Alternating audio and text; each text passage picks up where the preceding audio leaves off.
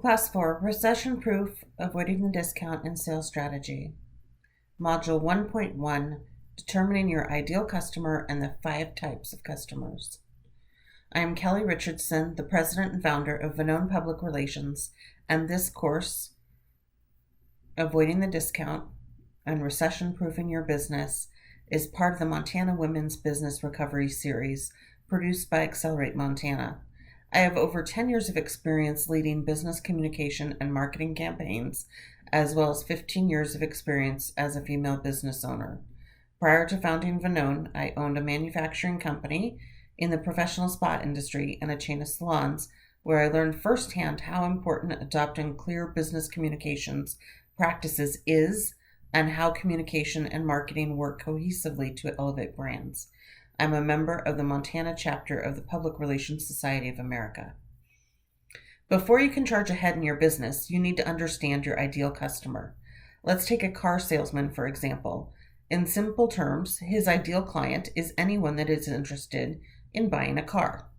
That's a pretty broad customer base. What if this salesman focused on top-of-the-line luxury vehicles? The college student that is looking for a beater is not his ideal customer. He's going to focus on high-income professionals that want a car that is a status symbol. Your ideal client is someone that wants your product or service, but also is defined as someone who best fits your target for who you want to target for your promotion. When defining your ideal customer, it's important that you know your product or service. You need to have a solid understanding of your business. That doesn't just mean knowing the ins and outs of your financials or being able to recite your website copy in your sleep. Instead, you need a deep knowledge of your business from your customer's point of view. So get out a notepad and pen and jot down exactly what you offer to your customers. What problems do you solve for them, or what challenges do you address? Why should people buy from you instead of your competition, and what sets you apart? Who benefits the most from your product or service? And when it comes to this question, you need to be honest with yourself. It's not enough to determine who you want to benefit most.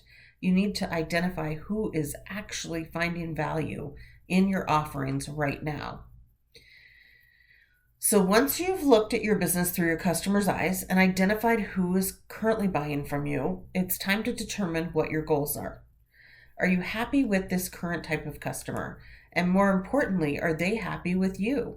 Or do you feel that you're not appropriately targeting the people who would value your business the most? For example, you've been working with a lot of startup founders, but what would it be like to form a partnership with more enterprise-level companies? As mentioned, your current clients or customers may not be your ideal ones. Maybe you've noticed that your customer retention rate is really low. People are buying once, but not returning. Perhaps you've been on the receiving end of a lot of customer complaints, or maybe you just want to shift your focus, change your business model, and reach a totally different audience. This is the time to outline your goals, determine what specifically you want to achieve will help you alter your strategies when it comes to your customers. Just think, if our car salesman set a goal of reaching 10 million in sales this year, he's probably going to stay far, far away from those broke college kids. Or better yet, he could bring on an assistant to help him work with those college kids, turn them into loyal customers, so that in 10 or 15 years they buy a luxury car from him. Your past interactions with your customers can reveal a lot, both good and bad. Combing through any major mistakes and successes with previous or existing customers will definitely help you in narrowing your focus. First, look back on any huge flubs that made your stomach turn. Did those incidents have anything in common? Perhaps they have all resulted from miscommunications with clients in totally opposite time zones from you. That means you may want to stick closer to home and only work with people in easier to manage time zones in the future. Also, take some time to go through any big wins.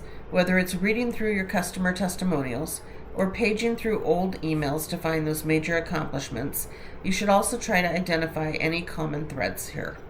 Maybe those customers all had the same problem you were able to address with your product or service, and perhaps they were all in the same exact industry. Sort through your past interactions and pull out what you can. That information will all be incredibly valuable in the next step. So you've done your research, you've put in the legwork, and you're ready to outline everything that makes your customer tick. This is where you'll build your customer profile, which shares all of that need to know information about who exactly you're trying to target. This process involves answering some important questions that cover everything from basic demographics to what influences their buying decisions. Find out as much as you possibly can about your particular customer. The more you know, the more powerful you'll be. If you really want to get inside your buyers' heads, customer interviews are an effective tool. Pick a few of your current customers and set up a time to chat.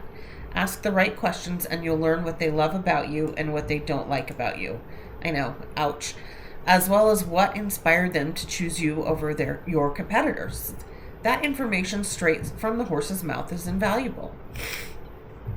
Come back to your work. So you pulled together a detailed profile of your ideal customer and you made sure everyone on your team was on the same page. Now what?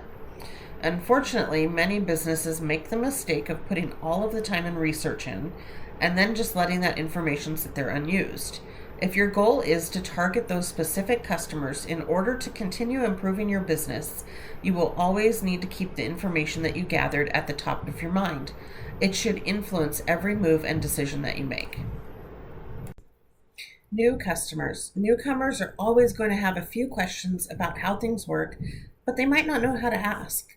If they're in your help center already, they clearly like something about your product and they probably aren't looking for you to upsell them. New customers' needs most likely involve looking for guidance through an issue that your customer service team might find simple. However, just because these clients aren't always the most challenging, it's important to serve them to the best of your ability. If their first customer experience with your support is good, or your sales team that's on the floor, or your receptionist, there is great opportunity to create brand loyalty and hopefully turn them into repeat customers. Retained customers are easier to convert than first-time buyers. You'll hear me say that a lot throughout this class because they already have a foundation of trust with the company that they bought from before. That's why patiently guiding new customers through their problems will set your company up for success by showing them from the start that your business is one that cares about the people that they serve. Rotating who deals with new customers can also give your team a break from more complicated work and remind them that it's not always getting bogged down in the details. New customers need guidance for simple issues, help onboarding, and a good first impression. Your impulse customers. The impulse customer is quick to buy when something catches their eye, but they aren't always the best at reading the fine print. So in situations where these type of customers get a product that isn't exactly what they thought it was, they might be impulsive in calling customer support as well, or calling your receptionist or sending an email. The impulse customer does sometimes have legitimate concerns, so initially they should be approached as you would any other customer. If it's clear that they called your team or asked for help a little bit prematurely, like they didn't do step 2 and 3 and they're looking for step 4 in putting together something, then it's time to redirect them to look back at the instructions that they have or how to use something. Impulse customers usually need help with product issues and empathy over making the sale. The other type of customer is an angry customer. Angry customers sometimes have a bad day. They've encountered terrible customer service. It's just not a good fit at that moment, but they might be a good customer later on. Then you have your insistent customer, which they do quite a bit of research before they make any sale. And lastly, you have the customer that we all want, which is your loyal customer. And this should be your favorite type of customer. But they're going to be expecting a higher standard of service. If they've been a part of your customer base for years, they are the joy of your team. Everybody knows that they're going to make money when they walk in the door. So since they have a strong preference for your company, loyal customers can be a way to foster organic marketing if you can get them to share their stories on social media or with their friends. We talk about that later on in this course. Loyal customers require that their experiences are always positive. So it helps to be proactive when you have loyal customers and they need exceptional support, proactive service, and a personalized experience from you.